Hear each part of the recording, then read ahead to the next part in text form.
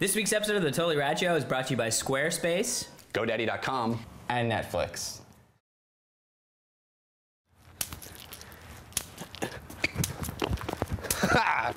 Yeah!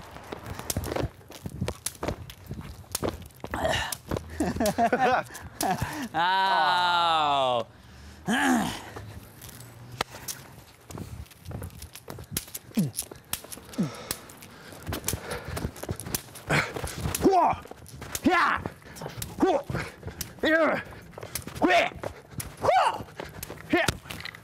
What's your problem, Albrecht? You're everybody's problem. Every time you're up in the air, you're unsafe. I don't like you because you're dangerous. That's right. Ice Man, I am dangerous.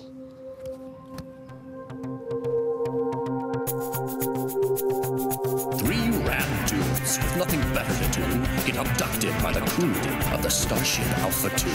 They're from the planet Q, which, due to a space-time loop, is stuck in 82 and must be rescued.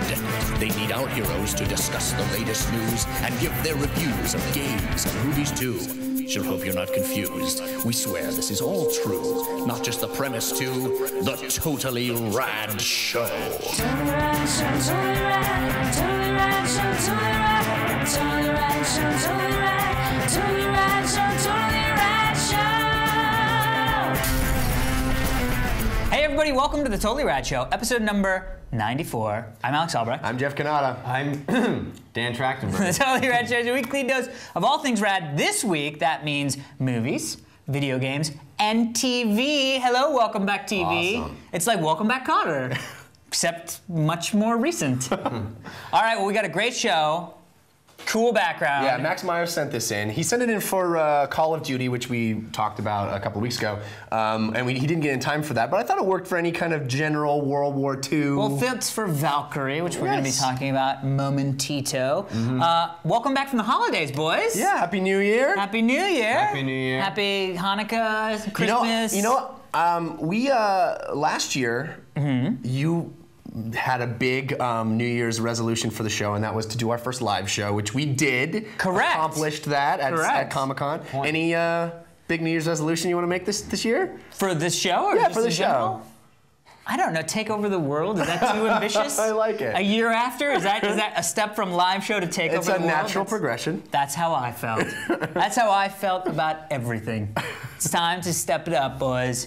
Take over the world. Episode 1. One explosion at a time.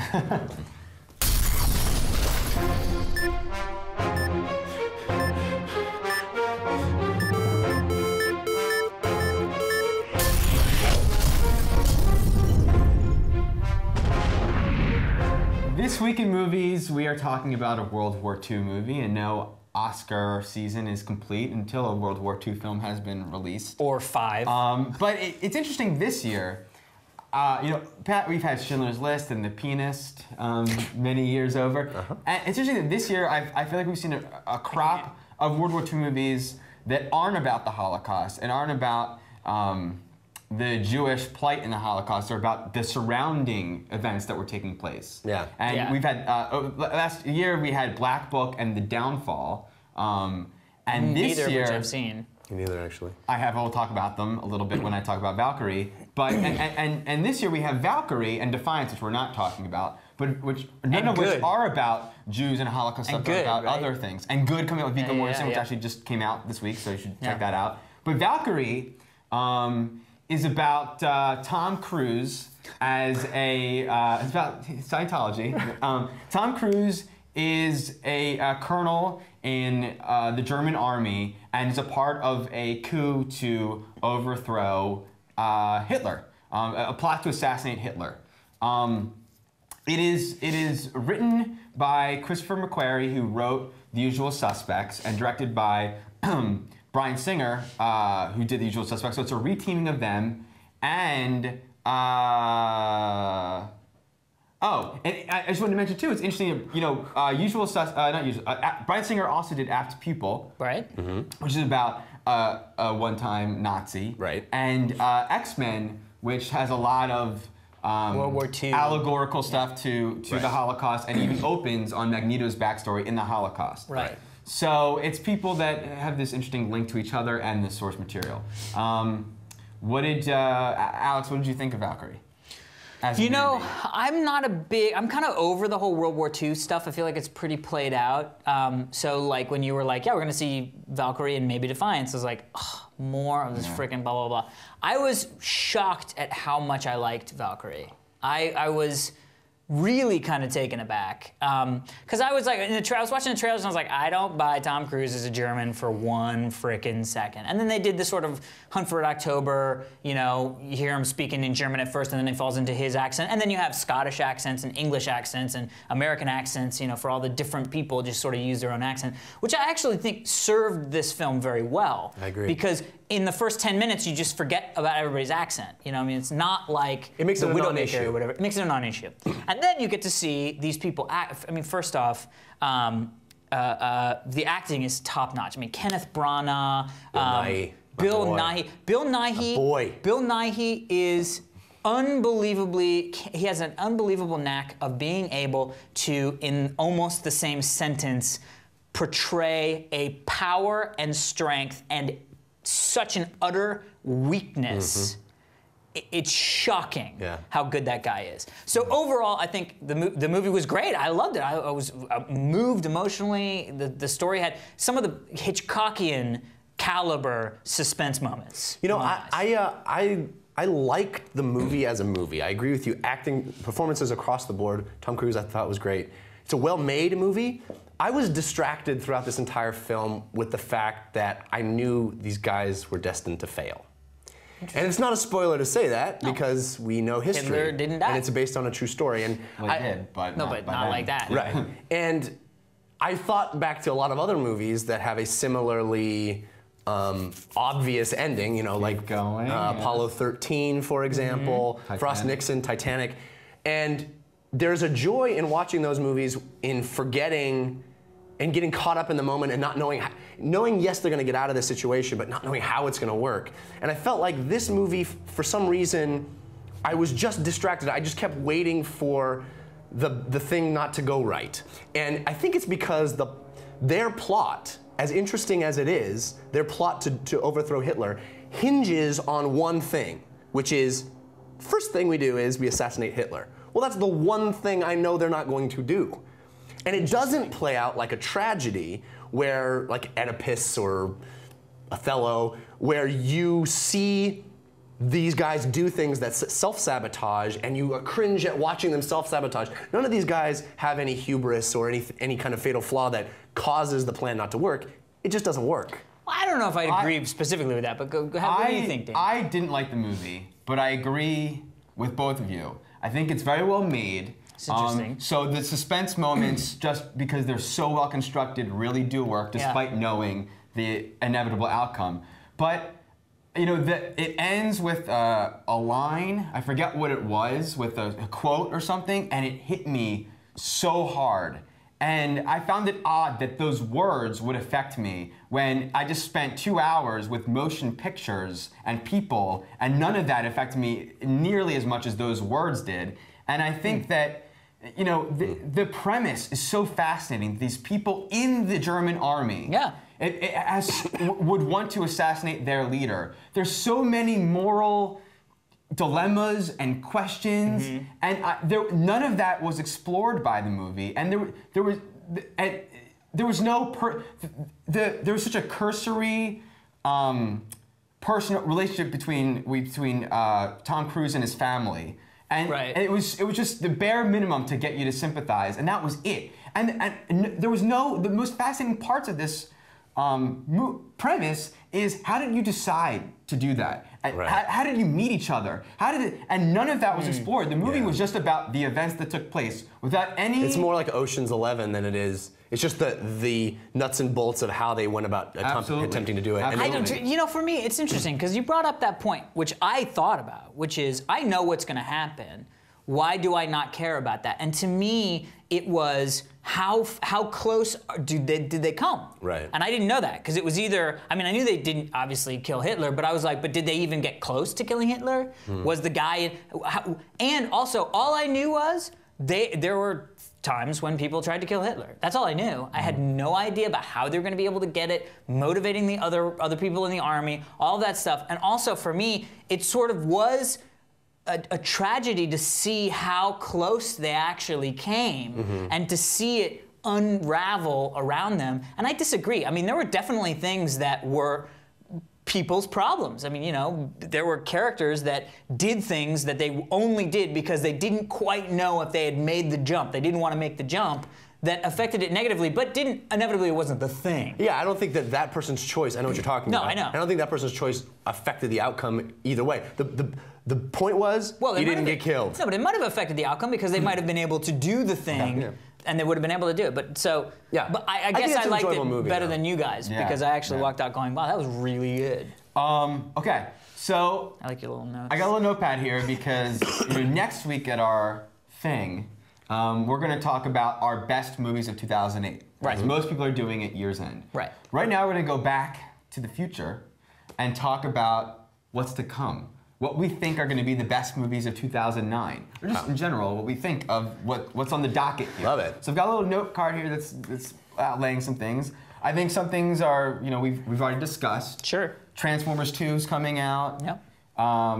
We're kind of, you probably aren't that into it because you didn't like the first one. I'm excited. We're pretty excited. New Harry Potter movie. I'm always excited for a new Harry Potter. Watchmen may come out, may not ever come out. I'm scared of That's many big. things First about off, that. let me just say this real quick, because I don't know if most people may not know this, but Fox had the rights to Watchmen before Warner Brothers. It sat on them for 20 years. Right, and part of that was that you can't make a movie even after you lose the rights to it without giving a first look opportunity to Fox, which they didn't do. Warner Brothers makes the movie. They never relinquished the rights. These guys, sort of, the producer of it, who was dealing with Fox, moved on and never dealt with Fox to say, hey, we're doing this. So basically, they screwed up. Yeah, they screwed the movie's made, it's being done, blah, blah, blah. Fox. Oh, it's so done. Here's, it's done. No, right, but Fox is now saying, suing you can't and release won. that yet. But here's the thing. Look, bottom line, we all know how this is going to go. Watchmen is going to be a huge movie. Fox is going to say, great, you split all the profits 50-50. Exactly. And Warner Brothers is not going to want to do that, but at some point, they're going to have to release this movie. At some point. No, I know. Not 3, 9, or 16, or not. And not they March may 16th or whatever. fiddle with it. If they have the right to fiddle with it, they can fiddle with it. They wouldn't, Who but knows? Fox wouldn't do that. They'd be like, we just want to sit back and do no input. There's a lot and of we get question half marks. cash. Yes. Star Trek is coming out. I'm freaking stoked on that. I am not. I'm excited. I get why you guys are concerned. Not to put words in your mouth. No. I mean, the fact that the little kid jumps out of the car in the trailer and goes, "What's your name?" James Tiberius Kirk. No fan would have that guy scream to the hilltops that his name is James Tiberius Kirk. Because the only reason that you know his name is Tiberius is because you are an Uber fan. Do you know what I mean? So clearly not made for the fans. But if it's a good movie, it'll be a good movie. See, Exactly. I think that the thing about that, things in the trailer, like that moment is both lame and cool at the same time. I didn't there's see something the very cool lame side. about that, but there's something very, like, both sides of me see. But didn't you guys feel like when he put his sneaker down, it felt so like fake 1980s? Make me a sneaker that looks like it's in the future. I was shocked that there weren't like Nehru collars on people, and that was Future Town. Watchmen is in a completely different category of lifelong wanted to see. But my most anticipated, other than Watchmen, movie for the next year is Where the Wild Things Are. I think that could really be something very special. Now you're aware that it's getting horrible reviews, and they test screen things, and it was atrocious. Wow. And Spike Jonze is doing this Where the Wild Things Are, based on the classic book we all grew up with as kids, Which I loved. And it's cool. It's all set live action. It's like not CG. It's like real stuff. It was a cool choice, but some of those pictures, I was like, wow, it's more Sesame Street than I thought it would be. I think that's what's cool about it. I do too. Could be. Yeah. It seems like it's going to be a very adult take on it, and I'm excited. intrigued. We have some animated films. Coraline, which is the new Nightmare Before Christmas guy. Yeah. I love all things stop motion. Yeah, that's good. And with Pixar, which we talked about the trailer, and Monsters vs. Aliens. Monsters vs. Aliens looked really funny. I'm more excited for Surprisingly that funny. than any of those. I know. Really? I think Up is going to be great. The only reason why here's the thing. The only reason why I'm excited about Up is because I know it's from Pixar. Right. That is it. Well, when I watched the trailer, I was like, it looks like an extended version of one of the beginning clips, which are all brilliant. That was that. I mean, that wasn't. No, I know, but I'm just saying that's why I'm up. Looks hysterical. Yeah, but like think back to Monsters Inc. Yes. It's monsters who go to work at a factory, coming out of kids' closets to scare them as a day job. Right. What's the premise for Up? An old guy who ties balloons to his house. That's not the premise. I forget it. That's now. exactly the premise. It's an old guy who. There's something to the premise. Well, then it wasn't clear in the trailer. What else you said? But now I'm not excited. That's my point. What else you got? Okay. I win. No, go. Land of the Lost. I think it's going to be terrible. It's only going to be terrible because they're going to make too much fun of it. It's going to be Starsky and Hutch. I don't think so. Oh, 100%. That is going to be a purebred. No. It is going to be a purebred retelling of a 70s show, and look how funny it is because they look like it's from the 70s. Here's why I'm excited about Land of the Lost. Guy who did Brad Berlin, your boy, who did Lemony Snicket's. Right. No way I was gonna like that movie. Saw the movie, the best movie that year. I loved Lemony Snicket. Yeah, it was funny. And it had a Fable-like quality to it. I love Lemony Snicket also. Sherlock Holmes. That looks epic. Frickin' Guy Ritchie. That actually, I thought it was gonna be news that we were gonna talk about. Guy Ritchie's directing. Guy Ritchie directing with I'm a little Robert nervous. Downey Jr. No, I love that, but I'm a little nervous because I think Guy Ritchie might suck. Yeah. I hear you. Sacha Baron Cohen might suck. is Watson, dude. And that scares me too. Although he was pretty. Isn't he? Right? And that's the Yes, sorry. He was pretty toned down in the. Inglourious Basterds, World War II, Dirty Dozen, Quentin Tarantino, Brad Pitt, badass. I don't know. You lost me at World War II. Oh my God. Zombie movie. That movie. I love zombie movies. I can't get enough zombie movies. Hold on. What's the other one he did? We didn't like it though. All right, forget whatever.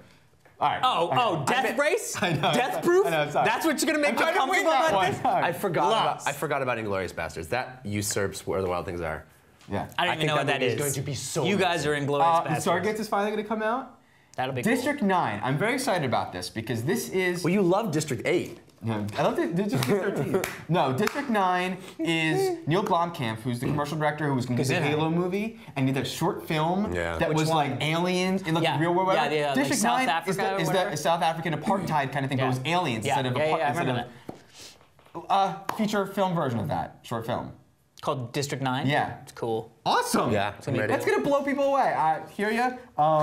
Also, we did not like Southland Tales. We abhorred Southland Tales. And someone gave him another job. Someone gave him another job. He's doing a movie called, Richard Kelly is doing a movie called The Box. That's basically a Twilight Zone episode. It's literally 2 hours of camera on an empty box. It's kind of like my drink driving. In the box? It's my drink driving analogy. It's you get a box, you press the button, it grants you your wish, but someone at random dies. I want that box before you. Very cool. Also, Drag Me to Hell. Also, cars have sex in it. Sam Raimi, Drag Me to Hell. Yeah. Sam Raimi doing a frickin' B horror movie, Drag Me to Hell. That's gonna be epic. Forget the big budget Spider-Man. That's gonna be epic. Forget interesting but cool Simple Plan and The Gift. I love the Simple Plan. Drag Me to Hell. I'm excited. Dudes. In like Flynn. Last one I want to talk about. I'm skipping a lot here on my listy list. Well, first of all, G.I. Joe. We didn't talk about that. You guys don't like that, but I think it's gonna be awesome. Public Enemies. Johnny Depp. Oh, right. Christian Bale. Michael Mann. John Dillinger. John Dillinger gangster era movie. Did you see Miami Vice, the one he was shot on video? Horrible. No. Miami Vice horrible. So was Collateral shot. I loved Collateral. I know, but Collateral awesome. felt like it should be shot on video. Miami Vice is like, Exactly. why would I just you? wanted to differentiate with them, but you're very right about that. Thank you. I totally agree.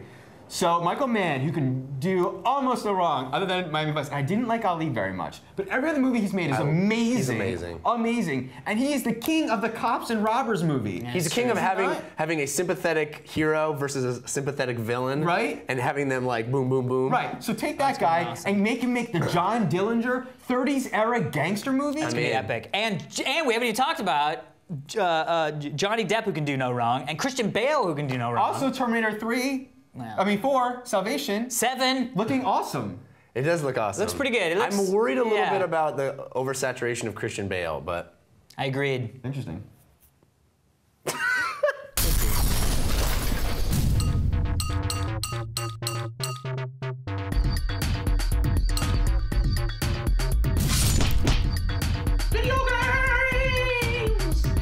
So this week we're going to talk about a smallish DS game that I thought was pretty interesting. It's called Ninjatown.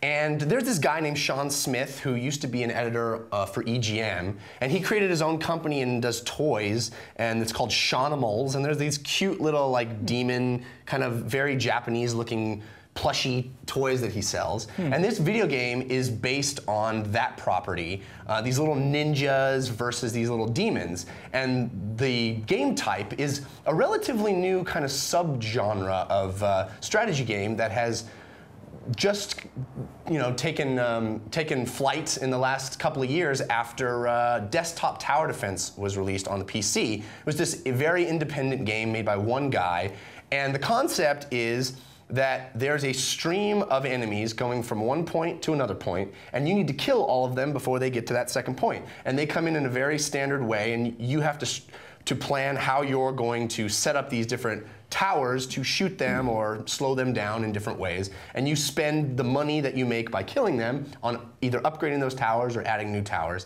And you take wave after wave of enemies, and it's how far can you go. Well, this does that, but wraps it in very DS-centric controls. So you're playing with the stylus, but you also, blow on the microphone to do certain special attacks and things. Or scream. Yeah. Which I was doing while Heather was sleeping. She was like, what the? And I was like, it's the game, it's the game. Did you have fun playing it? Because I know you're not a real-time strategy guy, but this is a very different kind of real-time strategy. Well, and that's interesting that you say that it's different real-time strategy, because I picked up the game, and it was ninjas. So instantly, +1. Adorable ninjas at that. +1 goes over my head, like somebody just shot me in the face and called it. Bing! Then the story started, and it's very sort of snarky, inside baseball story, fun times, and so it was like, bing, bing.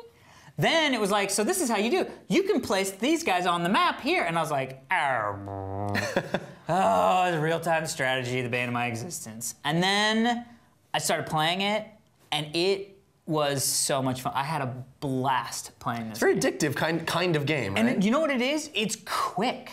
It's like bite-sized. You know what I mean? Like I'd go, oh, you know what? I should just flip this open real quick. I'd flip it open and play one level and be like, oh, cool, and then close it. And that's not how real-time strategy games usually are. Right. You usually don't sit down for 5 minutes and play a round of real-time strategy, which is another thing that I think maybe is why I'm sort of tend to veer away from them. But it was really satisfying. It was satisfying coming up with, and this is something that I could say is, Dan calls it the good suck. I don't think this sucked at all, but it was the thing of locking into a thing.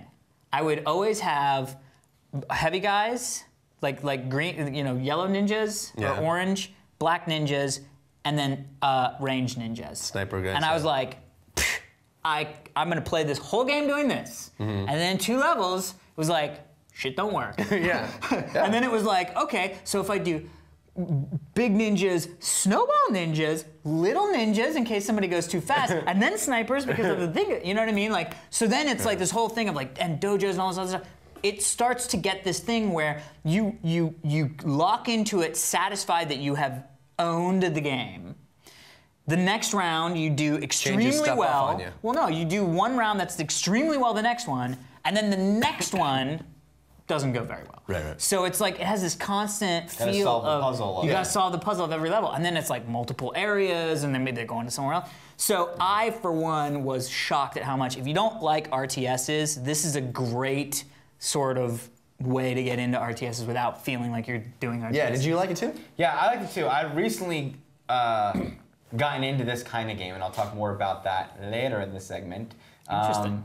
But I really did like it. The one thing I found lacking, and maybe I missed the button, which you could get Tom Clancy on me and tell me there was something I didn't know. And that is, what was that game? End War. Yeah. Was there a way to zoom out? No, but you had a top screen that was the zoom out. Yeah, but not. Yeah, what I needed was another view that was. That's the top screen.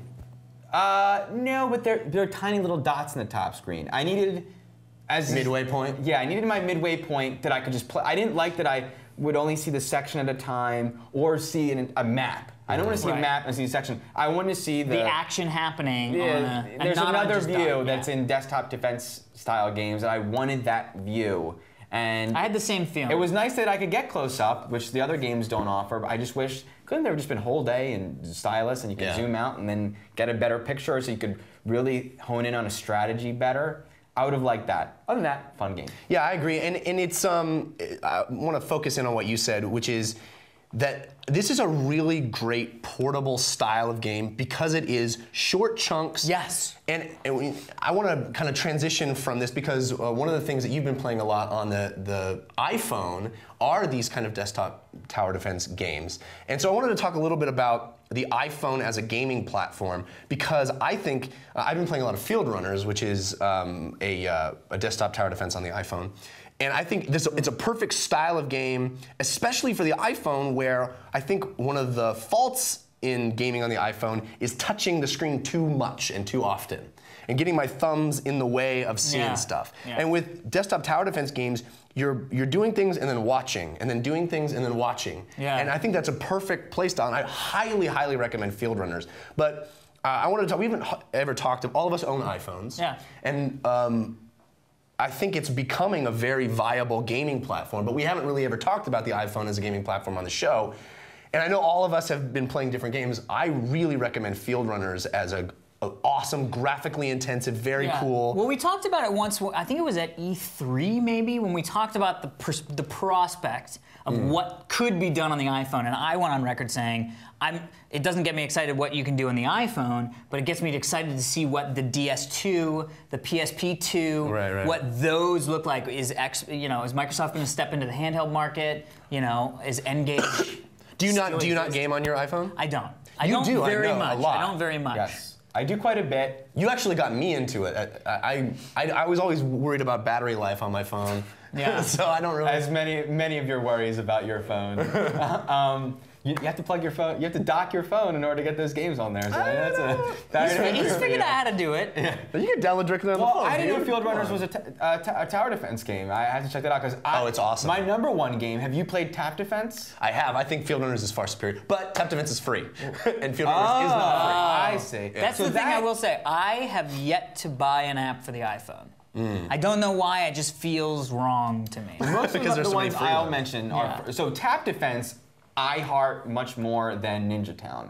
And it's because it's a little bit simpler, and with that simplicity comes depth in just getting at higher levels and trying to figure out how, and playing in hard mode and really, and it's the perfect game to do in short spurts. Yes, exactly. Or if I'm watching with my brother and I'm like, he's liking the show and I'm not, so I'll just sit there and play that, whatever. Right. I got to give credit because I brought up Fieldrunners so passionately. Our buddy Don Fubar is the one who turned me on. Oh, nice. Thanks, bro. Well, I actually will say real quick before we go off, because I don't want it to seem like I don't play anything on my iPhone. Kevin Rose actually turned me on to chess. Oh. But chess that you actually play against other iPhone users. Oh. So not in real time, you just kind of submit your next move, and then whenever they get to it? But it happens almost instantaneously. So when you're in the same room, we were constantly, we did this over when we did the live show in Virginia. They he got me down there, and then it would be like we'd be doing something else and be like, dude, do your move, do your move, do your move. But also you can do it across anything. You can be like, oh, and you can have multiple games going with other people. So you can be like, cool. Oh, I got to finish my move for these guys. I used to be really into chess. It's fun. The only thing is that I don't think I enjoy chess enough. But I wanted to let everybody know, because if you do enjoy chess and you know anybody that has an iPhone as well as you can literally have multiple games going. What's that one called? Chess. Free chess. How would I possibly find it? It's got a little horse. A rook. You can't watch Searching for Bobby Fischer and not play chess after seeing that movie. Agreed. So watch Searching for Bobby Fischer and then download chess. So Tap Defense is a great game. My personal favorite toilet game is Word Warp, which is basically Text Twist. The game that used to be on like Yahoo Games or whatever. It's like a word jumble game. Perfect toilet game because you can just do one round. Too much information. In the zone, and it's great, good to go. You only need a thumb for it. Too much information. Another use your pants like other games. Trace is an awesome game that uses the iPhone very well, I think. Trace is basically you have a dude, you have an end goal, and you have obstacles, and you have to trace a path for him to walk on, and there's a jump and left-right buttons to get him to that end goal. Very cool. Kind of like those old crayon physics games on our hacked phones, but not as in-depth, a little bit more simple, very fun. the coolest game I'm freaking hooked on right now is Topple. Have you seen it? Yes. Huh. Awesome. It's basically boom blocks, right? It's kind of like boom blocks. You stack things like Tetris-style shapes on top of each other to try and get as high as the goal, but they waver, and you have to tilt to get. And the blocks have personality. The graphics are gorgeous, and it gets. You'll know what I mean.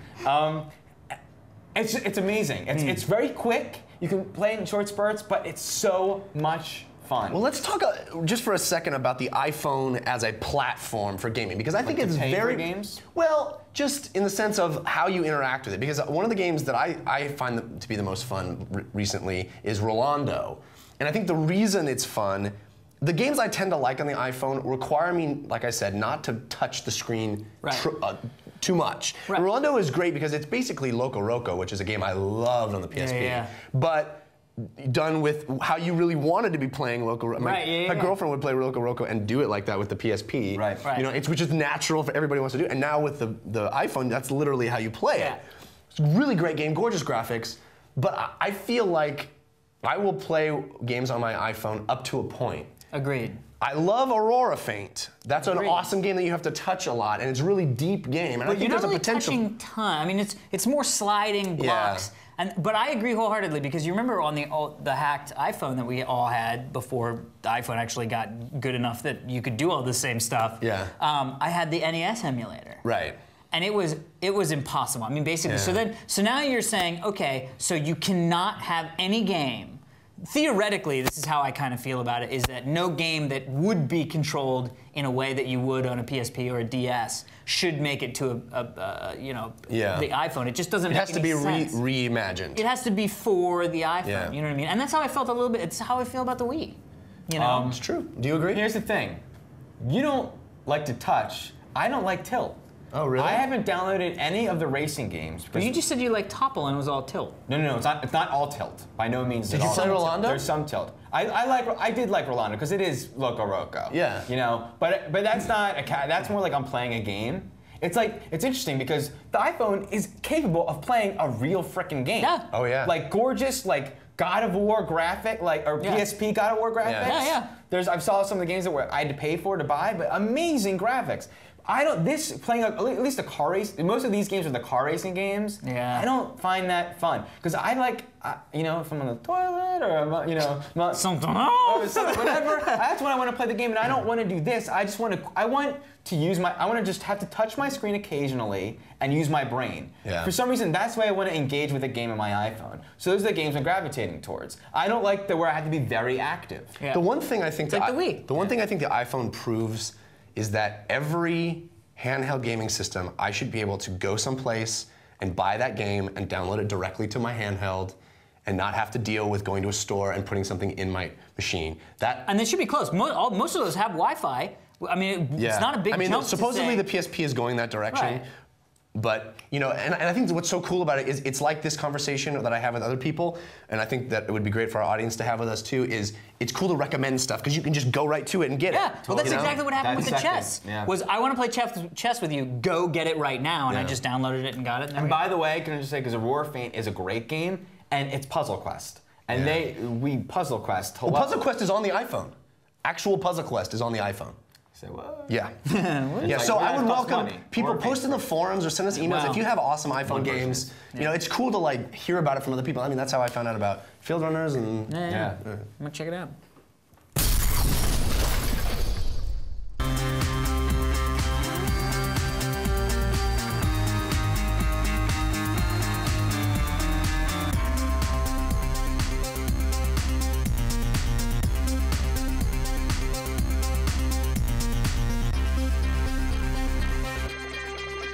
So we are back, ladies and gentlemen, to talk about the small screen, as it were. I like to consider it my biggest screen. I like to call it the boob tube. I like to call it the boob tube, I don't know why. So we're talking TV. A lot of cool TV stuff has been happening, which we're gonna get into. But first, we want to talk to you guys quickly about a little TV show called The United States of Terra.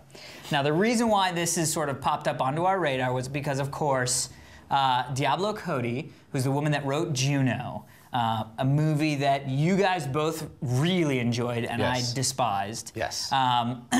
Has gotten a television series on Showtime that not only has that in and of itself is a feat, but it's actually produced by Steven Spielberg, which is a big deal, obviously. Yeah. This was the big, sorry to interrupt, please. when Juno was coming out, this was the big deal that was attached to Juno was not only did she have this first time screenwriter getting this thing, but that she also had this TV deal and a movie coming out later called Jennifer's Body, which is going to be coming out this year, which I didn't mention in my list, but it's supposed to be an ironic horror film.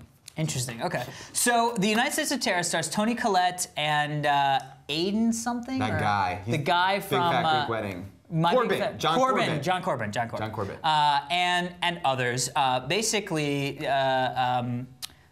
Toni Collette plays Tara, who is that whole stream of awesome spots. Right. Anyway, right. great director. I found that this was too dry, too naturalistic for a very stylized set of human emotions. And I think that can work because Weeds is a show that is very similar. It's a very stylized take on suburban. It's like a heightened suburban reality. Yes, totally. So this could, and Weeds I did not like at first, and then loved the first 2 seasons of. So and this premise it's a great premise for a serialized viewing. You know, it's a great premise for a show, and you can tell that there will be very interesting, like each character will represent things that people can relate to, and sometimes we may think she's transitioned when she might not actually, to get information from people. Like, I feel like it's rife with stuff. But I didn't think anything was funny in the pilot. Nothing was, I mean, it's kind of interesting, but I was very underwhelmed. I do think it's interesting too, by the way, that there's something in the zeitgeist, the culture, like that we have My Own Worst Enemy and Dollhouse coming out, and this. Interesting. All TV shows are about multiple personalities. It's just sort of weird that they come out. I wonder what it is about now that we. Well, I think even more than that, it seems like ever since Sopranos was a huge hit, there's this thing that cable shows have to be how does the family with the crazy situation?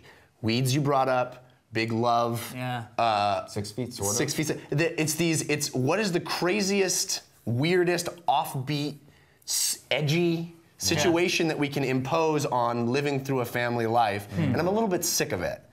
I feel like the premise is a little too clever for its own good, which is probably the criticism you'll have of the dialogue, which does feel very Diablo Cody. In a kind of a bad way. I love Juno, and for some reason those actors made that dialogue sing for me. And here, even though I think Toni Collette is awesome, there were things that I just never believed any of this. And I think it really is more of a sitcom than anything else. But like you said, not shot in a way of a sitcom. I had a hard time getting even through this episode. I hope it can get better because I think Toni Collette has so much talent that she can make this work. But man, and John Corbin. I mean, John Corbin. I think it's all. He was the best part of this. She should have been, because I think we've all said she's like. She's up there, the best actress. But I agree.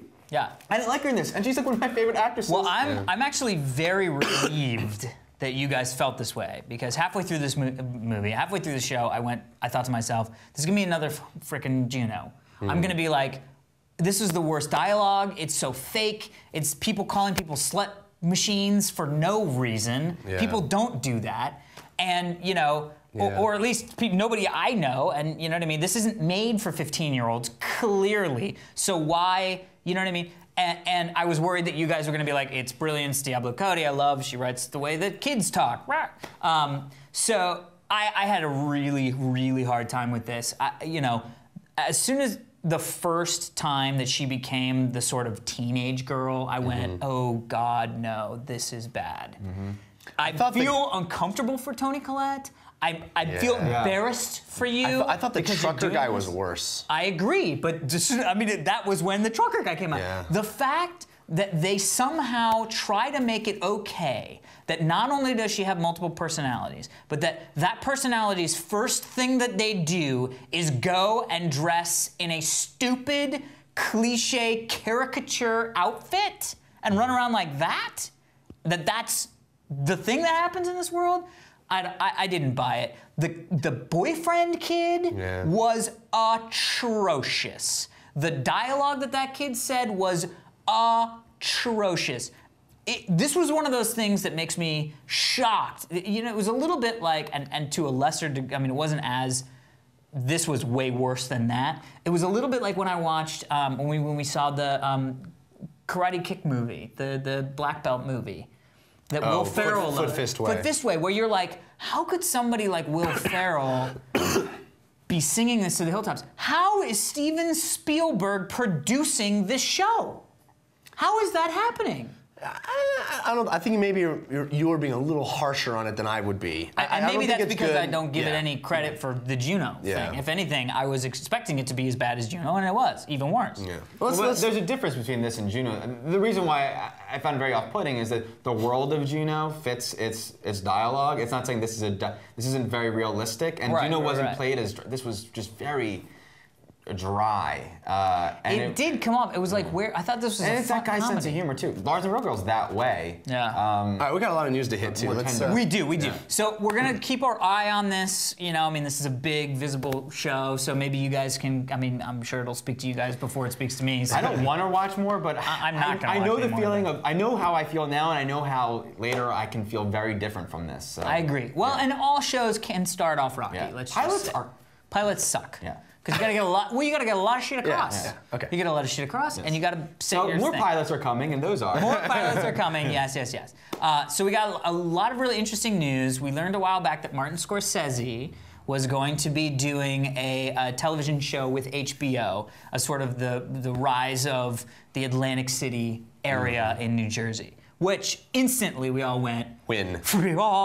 Well, it is now, so it's called Boardwalk Empire. Yeah. And we've now learned that Steve Buscemi is basically in talks to lead the show.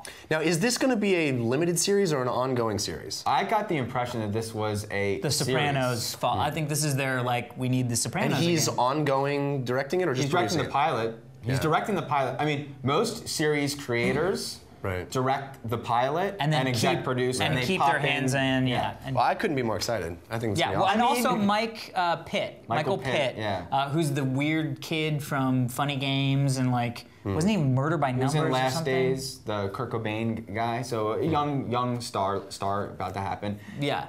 Martin Scorsese doing anything Doing that a has mafia. anything you know, Come on. First of all, That's it. Casino is amazing. Amazing. I recently watched Bugsy, which is the onset of gambling in Las Scorsese. Vegas.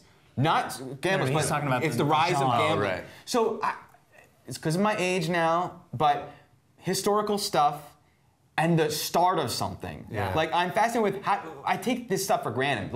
I went to Down the Shore my whole life. Down the Shore. But how did that start? Where did that come from? How, you know, and to see that examined by freaking Martin Scorsese. It's just like Michael Mann doing 30s Gangster. Fucking Martin Sheen. Yeah. Martin Scorsese doing like Atlantic City and Steve Buscemi. Steve Buscemi. That's great. It's all Steve great. Buscemi coming into Sopranos was one of my favorite Sopranos characters. He was awesome. So to see him, to see what he brought to that being brought to an original character that Martin Scorsese is doing is a big deal. Yeah. So I think we're all pretty much across the board. Absolutely. Very It's excited. Like win on all. Yeah. And the other thing too is Martin Scorsese does a lot of. He's never done TV. He did countless documentaries. Yeah. On I forget. Shoot. It's good. It's Some good musical info. documentary. Some good info. Rolling Stones or something or who? We're going real long, guys. Sorry, Come okay. on. All right. So before we go, TV. we do have to say there was one other little piece of news, but we'll say that for some comic time later. But we do have to say that A&E has convinced Steven Seagal to do a new reality show called Steven Seagal Lawman. Where'd you say train wreck? Steven Seagal Lawman, where he goes through the training and works as a deputy sheriff in Louisiana. Which he is currently right now. Like that, he decided to do that. No, I know. Like, that's what he's doing. It wasn't like for a show I'll do that. No, but not in Louisiana, is he? Yes, no, he been doing it really for 10 did years. this. He's been a lawman Yeah. with them for 10 years. He helped. I am so excited to see this. I'm so excited to see this. You thought it was good already. I thought it was good because I was like, good luck. But Yeah. now it's even better because you'll be like, hey, pull over. It's Can I see Oh, a I license? don't want this to be something that I watch all the time. You're gonna watch the crap out of this.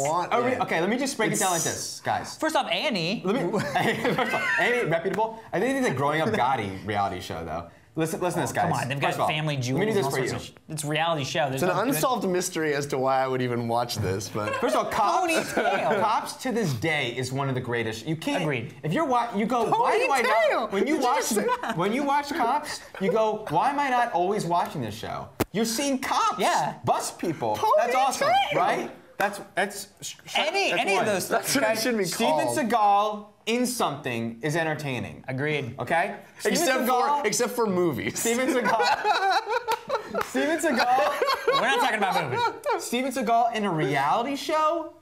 Yes. Yes. Steven Seagal as a cop, just someone telling me a story, not me able to see it. Someone telling me a story about how Steven Seagal was a cop and one time he did this, the greatest story I'll ever hear. Did I get to see that show the way I get to see Cops? Yeah. And it's Steven Seagal? I know. Now, Cops was the first reality show to ever exist, right?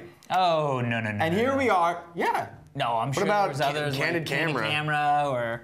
But Okay, even way game back in show. the day, there was a couple others. Game show. This How Is was Your Candid Life. Camera a game Cops, show? I believe, was always like the thing that started reality TV. It but could be. I just wanted to say we come full circle. That's all. All I want to say is Ponytail! Well, before we get to our email, we want to thank our sponsors, such lovely sponsors as Squarespace. You've heard us talk about Squarespace before. They have totally pimped out Steve's website, editorsteve.com. Also, there's a video of them making it so you can actually see how easy it is to design on their WYSIWYG editor. Great services that they offer, hosting support, entry-level support to premier business-level support. Head over to squarespace.com and enter the promo code TRS when you check out, and you'll get an... Keep going. We're not ending. Someone's got the giggles. It's off. And you'll get an extra 10% off your order of the entire life of your product. The lifetime. That's not something to just giggle at and hug Dan about. That's how it makes me feel. So much I want to giggle and then dry hump Dan. Whoa. Sorry. You didn't get my message. I didn't know you were. Our other great sponsor, GoDaddy, is a place. If you're looking for a domain name for inexpensive with great service, that's something maybe we don't emphasize enough when we talk about GoDaddy, is how good the service is. They contact you after I purchased domain names from them. Contacted me, make sure that the experience of buying it was done correctly, and they suggest that quite a bit, actually. Yeah, You've the done a good job calling of that. They suggest other things that maybe you might not have thought about, like privacy.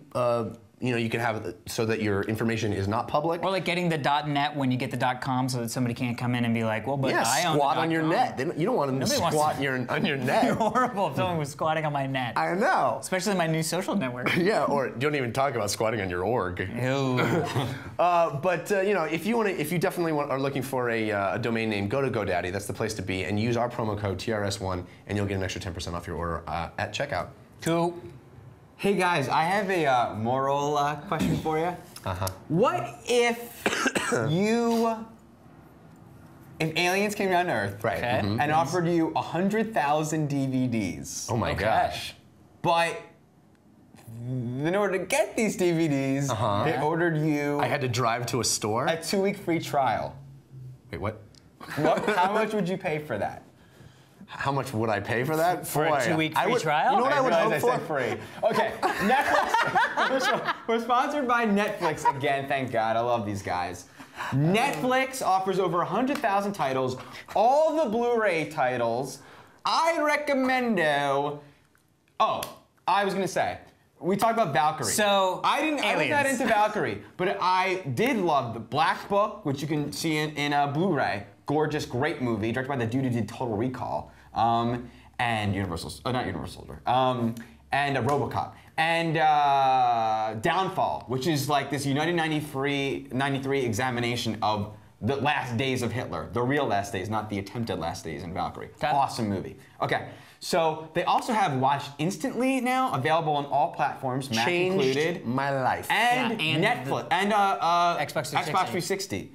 So you can watch instantly. I watched Jesus Camp the other day, a crazy documentary. You watched some things. I watched I Am a Sex Addict instantly. Nice. You are what now? I was about to watch Renaissance, the sort of weird black and white animated thing with Daniel Craig and stuff. But I didn't watch it. I also watched recommended by our buddy Brian Brushwood from Scam School. I watched that zombie movie Fido. Oh yeah. Which is silliness. So Netflix is amazing. You get your movie basically the next day when it's on your queue, or you can watch it instantly if you have a PC, a Mac, or an Xbox 360, which you probably have one of those, especially if you're watching the show. Yeah. Especially. So to get a 2-week free trial of Netflix, go to netflix.com/TRS. Cool. Also, we want to let you know that the guys over at Techzilla and the guys over at Hack5 are doing some crazy coverage of CES. Yeah. The Consumer Electronics Show in Vegas, as they call it. It is going to be January 8th, 9th, and 10th. They're also going to be going live. Techzilla is going to be doing some live content on the 10th, I think at about 4:30. But check out revision3.com/watch. To see more info on that. I'm sure they'll have lots of cool stuff from CES. So, let's get to the email, which is very dark gray. I heard dark is the new Web 3.0. It is. You'll bite your tongue. All right, here we go. Hey guys, I know that you guys live in the land of eternal sunshine. This is true. I knew that was coming. This might not really hit home, but I was wondering if any of you had rad stories about snow, which is interesting because only one of us grew up in the land of sunshine. The other of us, 2 guys, grew up in the land of snow and cheesesteaks. I'm Canadian, so I have a huge, respectively. I have a huge list of epic snow tales, but my favorite winter experience was snow fort building with my buddy. We made when we were kids. That doesn't make sense. I read that wrong, my bad. My best friend Kent and I would tunnel our way under snowdrifts, which I've totally done. Did you ever do that? Mm-mm. Okay. Inside the tunnel, you were totally warm. By the time we were done with our best one, we had 2 tunnels, 2 bedrooms, a living room. Thankfully, we were right over by our house, so we didn't have to put in a bathroom, and an escape hatch in the back because you never know when the zombie apocalypse will occur. It was my favorite snow-related story ever. So, gentlemen, do you have any great snow stories? If not, you're always welcome in Canada. Love the show. Joshua, plate to the borders? Play-Doh on the boards. Play-Doh on the boards. Yeah. That's what I was like, plate to the border? I thought it was like, it's a Canadian thing. Hey, plate to the border, mate. Because they also Canadians talk. They have a very thick accent. So snow stuff, yeah. I don't know if that really connects with you. You know, living in California, we would always go to the snow. Yeah. The snow would not come to us. Yes. You would go to the mountains. I mean, I loved snow skiing growing up. I was a member of the ski club in high school. Glee club? Ski club. Oh, okay. Oh, was that JCSC? Yeah. Whatever. If you remember it, it's much better zinger. I love it. So I'm maybe have to accept his invitation to Canada because I don't have really great snow stories. It's apropos to this being our first episode of the new year because last New Year's Eve, not this New Year's, but last New Year's Eve, I went up with a bunch of friends to a cabin. Oh yeah, that's right. Yeah, and it was snow everywhere, and we attempted to make a snowman. A snow house, but we didn't have drifts where we could dig into, which sounds absolutely incredible. But we spent the better part of a day like building the foundation, and I made a little chair, and we got like half done. I'm wondering if it structurally was as sound as your gingerbread house that you made. I used a different frosting to link it together. But no, I mean we didn't dig into. It's harder to do than we tried to build up from the bottom. Nice. Yeah, so it was hard, and then it was like, well, let's go have a lunch, and when we come back, we'll finish this, and then of course you get inside and it's warm, and you don't. Yeah, come you're back. like, you know what? Let's just hang out here and drink. I love it. That's the snow. Danzig. Little Danny T in Philadelphia. As much as I love the weather here on the West Coast, I think about when I have a family, you know, I really groan that my kids may not have the same experience if I were to raise them here that I did. There's nothing like growing up on the East Coast or wherever there's snow, and the night before, wishing and praying the number of your school gets called or is written. Although now, that there's a snow day, because the school can't do anything about it. Whatever homework or test your parents can't do anything about it. Parents can't do anything. You don't have. Not only do you not have school, but you get to go sledding. It's like it's an amazing. You may have to shovel some snow, which sucks. But that is a joy that is just ingrained in me about childhood that you never had, and I'm sad that you never had that. We didn't have earthquakes, which is by the way, but more rare. That doesn't happen now because kids, they just go on the website, like they can just see. I mean, there's something in the anticipation of the news calling out your school's number. I know. That's so interesting. And sledding is so much fun, and the word of advice I had to tell you about sledding, because there's gonna be snow, is you might be afraid to ride in the front if you have to share a sled. When I was a kid, this is like for younger people like Anakin. But the back, it's not more fun than the front, because the back gets all the The back's the one that goes first out of the sled. Another thing I will say is, I think the best part about snow are epic snowball fights. Agreed. I never partook in them because the only cool snowball fights that happened were, you were unprepared for them. They just spontaneously, organically happened.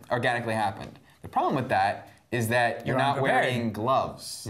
And the only thing not fun about a snowball is like you gotta frickin' make that shit. Yeah. And I'm not into the getting cold and yeah, you're definitely not. I will say, I agree wholeheartedly that it pains me to know that you didn't have the experience of waking up in the morning, seeing the snow, and going, there's a chance. Going downstairs, seeing your parents, and them going, yeah, we haven't checked yet. Turning on the TV, and literally, I mean, it's like a Hallmark movie. You're just sitting there like, is it? And then it's like your friend's school, and you're like, he's at home now, and knows. And then your school gets called. And my elementary school was way the F away from where I lived. That was the hippie farm school that I went to, Burgundy Farm Country Day School. But it was nowhere near where we lived. So theoretically, the public schools would close, and my private school that was way, way away would be open, and I'd be like, oh God. So that was always amazing. But I will say, I think my #1 snow memory, bar none. Snowmemory. About 2 years ago, there was a really, really, really big snowstorm up north in California. It was up by the 5 near where, it was basically Shasta Mountain. It was over Thanksgiving. My fiance and I, were gonna be driving up to meet her family, which consisted of her mother and stepfather, her brother, sister-in-law, and their 3 young kids. Other people were supposed to attend. We show up a little bit early, and the biggest snowstorm in probably 25 years hits right there. And we were in the middle of nowhere. Everything gets shut down. The 5 gets shut down. You can't drive into Oregon. You can't even get there. So half the people that were supposed to show up for this big Thanksgiving event couldn't make it. Lost power. Wow. Old, rickety, like 1899 house that we were staying in with a big, huge fireplace. Did you guys party like it was 1899? We had so much fun. It's not even funny. So and you did. The kids had never seen snow. Oh, wow. And they were like 4, 8, and 10. That's cool. We had a blast. And like, I was like the only person who'd ever driven in snow. So I'm in this guy's 4x4, driving in like, and it was like tons of snow. Wow. Driving, I mean, we were going through, we went to this gas station and it was like a zombie apocalypse was happening. We get out of the gas station because we had no food, because we were totally not prepared for this. We go in and this guy is literally in his store with a shotgun. And it's like, no, we're closed. Interesting. And we needed like diapers and stuff. We were like, but we have babies, we need diapers, blah, blah, blah. So much fun. It was like crazy. 6 days. I felt like I was living in a movie. It was amazing. Your best snow experience didn't even involve the East Coast. It didn't. So take that, East Coast Take that, people. East Coast. Anyway, thank you so much for the email. If you would like to have your question answered on the show, please feel free to send it to fans@totallyradshow.com. Or if you'd like to give us a background that would be featured on the show, send it to fans@totallyradshow.com. Also, check out our forums at thetotallyradshow.com and sign up, participate, discuss what movies you're excited about in the new year, discuss iPhone games, discuss snow stories. We'd love to see all that stuff there. Also, go to totallyradshow.com, our website, to find out the name of the movie we're going to review ahead of time. This week, you will not see something there because we're going to be talking about the best Oh my gosh, next week is so exciting. Yes, I best know. of 08 next week at our Live event. Very, very exciting. Also, there's never a bad time to buy people presents. And what do you use a great present to send? TRS stuff. Hey-o. Head over to jinx.com/TRS and buy yourself some TRS swag, maybe a hoodie for the winter months. Very good on snow days. That is it for this week's edition of The Totally Rad Show. I'm Alex Albrecht. I'm Jeff Canada. I'm Dan Trachtenberg. Until next time, stay warm. Ponytail! That's right. I am dangerous. Ice. Man. Man. Sorry, I did. Man. I am dangerous. All right, just do it from that line. Quit it.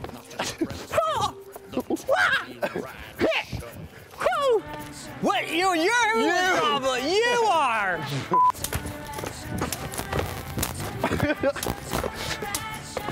Whoa. Yeah. Whoa.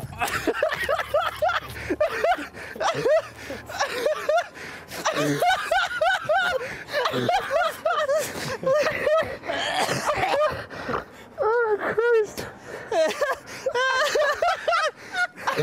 Whoa. Whoa. Whoa. How that look?